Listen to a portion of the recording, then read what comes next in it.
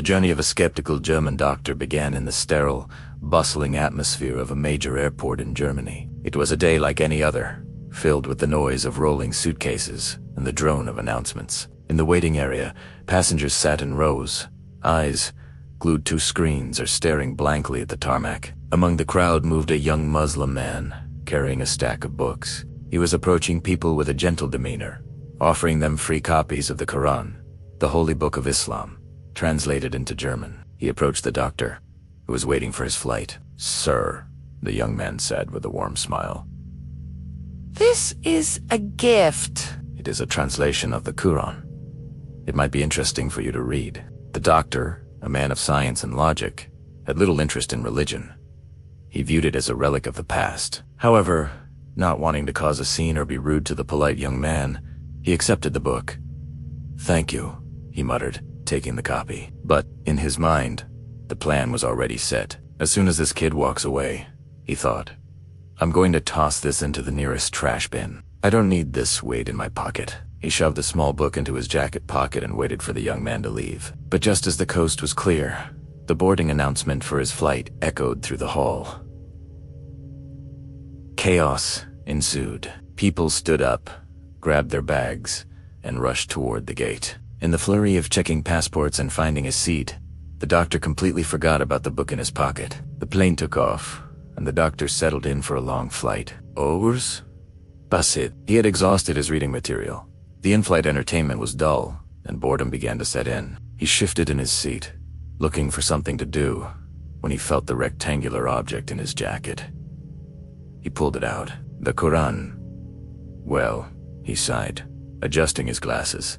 "Let's see what this is all about. Let's see what the author of this book has to say." He opened the book randomly. His eyes fell upon Surah Al Kahf, the cave. He began to read, his critical mind ready to dissect the text. He read about the group of young believers who fled persecution and hid in a cave, falling into a deep sleep that lasted for 300 years. To a secular mind, it was just a fable.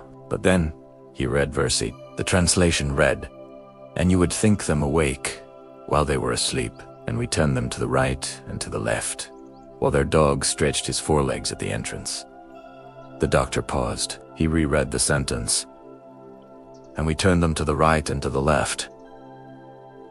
His medical training kicked in immediately. He stopped thinking as a casual reader and started thinking as a physician. He knew exactly what happens to the human body when it remains in one position for too long. He thought about his patients in the ICU, or those paralyzed by strokes. When a human body lies motionless, the weight of the skeleton presses against the skin and the muscle, particularly at the hips, the shoulders, and the heels. This pressure cuts off the blood supply to the soft tissues.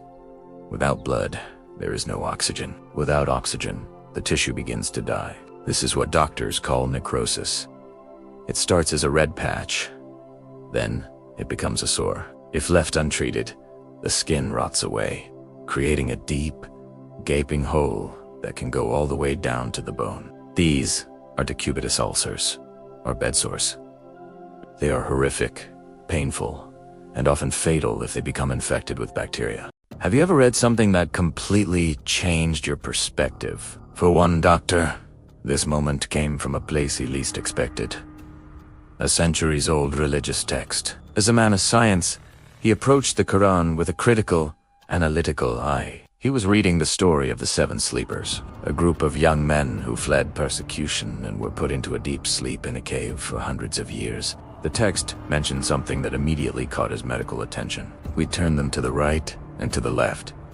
He was astonished. This is a fundamental principle of modern nursing care. To prevent pressure sores, or bed sores, patients who are immobile for long periods must be turned regularly. How could a text from over 1400 years ago contain such precise medical knowledge? It was a detail that resonated deeply with his training, a testament to a wisdom that seemed to transcend time.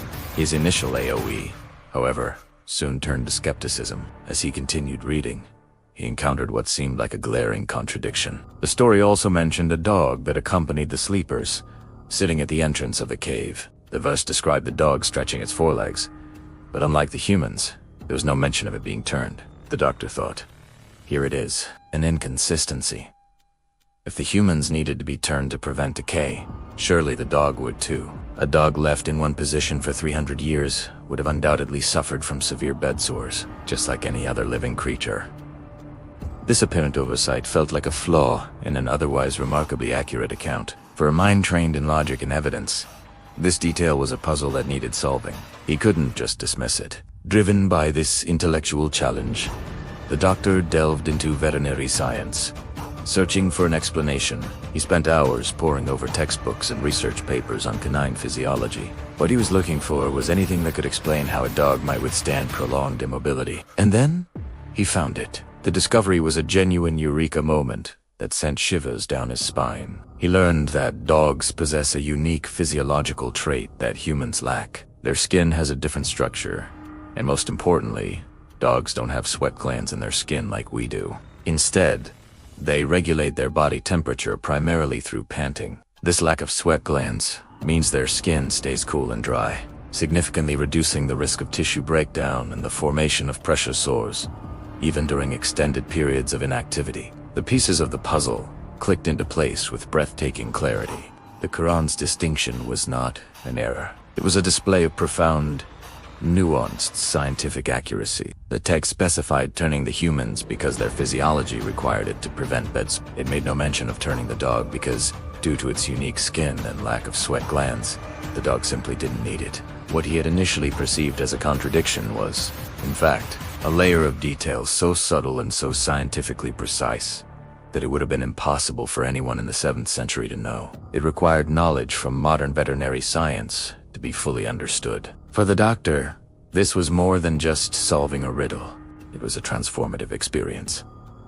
His journey began with professional curiosity, moved to skepticism, and culminated in a deep and profound sense of awe. The text wasn't just telling a story. It was embedding layers of scientific fact within its narrative.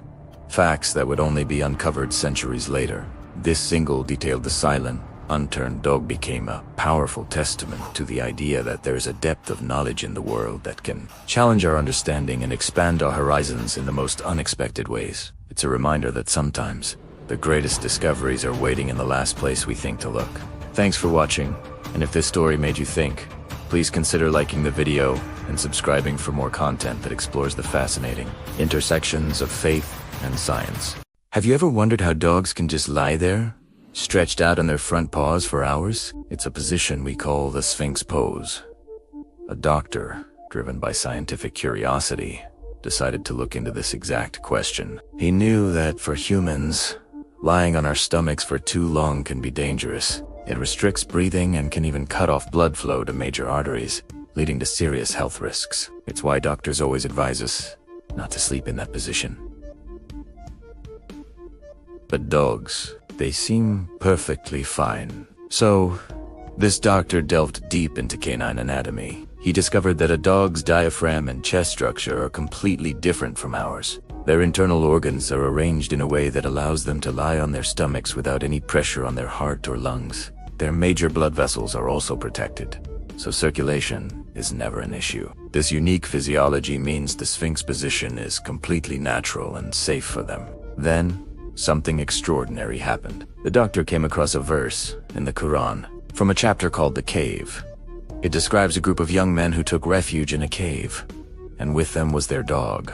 The text describes a dog as stretching out its forelegs at the entrance. The doctor was stunned. How could a book written 1400 years ago, long before the advent of modern anatomy and physiology, make such a precise distinction? The text implicitly acknowledges that while this position is safe for a dog, it would be harmful for the men inside. It didn't just say the dog was lying down. It specified the exact, scientifically correct posture for a dog to rest for a long period. This wasn't a lucky guess. It was a detail so accurate, so specific, that it completely shook his scientific worldview. This single verse, a tiny detail in a larger story, opened his eyes. He realized this couldn't be the work of a human from that era. It prompted him to pick up the Quran, not just as a religious text, but as a source of profound knowledge, leading him on a new journey of discovery. Thanks for watching. If you found this story as fascinating as I did, please like, share, and subscribe. for more content like this. See you next time. He dove deeper into the book and stumbled upon the story of Joseph Yusuf and his father Jacob. He read the verses where Jacob, crying incessantly over the loss of his son, goes blind from grief, a condition likely caused by high ocular pressure or corneal opacity due to emotional stress and weeping. What we might call today hysterical blindness or cataracts induced by metabolic changes. Then came the cure. Joseph sends his shirt and tells his brothers to cast it over their father's face. When they do, Jacob's sight returns. The doctor, now intrigued by the scientific undercurrents, researched the chemical composition of human sweat. He found that sweat contains urea and other specific salts. In modern ophthalmology, certain compounds found in urea are used in the treatment of corneal opacity and cataracts. This specific chemical reaction of the sweat on the shirt, when applied to the eyes, held the biological basis for the restoration of sight described in the text. Miracle after miracle. Fact after fact. The doctor realized that this book contained knowledge that predated modern science by over a millennium. It spoke of embryology, geology, and medicine with an accuracy that was impossible for the 7th century. He realized that the author he had been trying to critique could not be a human being. The author had to be the one who designed the human skin, the one who designed the physiology of the dog, and the one who created the laws of biology. The doctor returned to the Quran he had almost thrown in the trash. He held it with trembling hands. He had looked for errors, but he found the truth. He realized that the turning of the sleepers was not just a story, but a sign for those who think. There, in his study, surrounded by medical journals that only confirmed what this ancient book had already said, the German doctor uttered the testimony of faith. He acknowledged that there is no deity worthy of worship but the one God, and that Muhammad is his messenger. The book that was meant for the garbage bin became the guide for his life, proving that sometimes science is simply the discovery of what God has already revealed.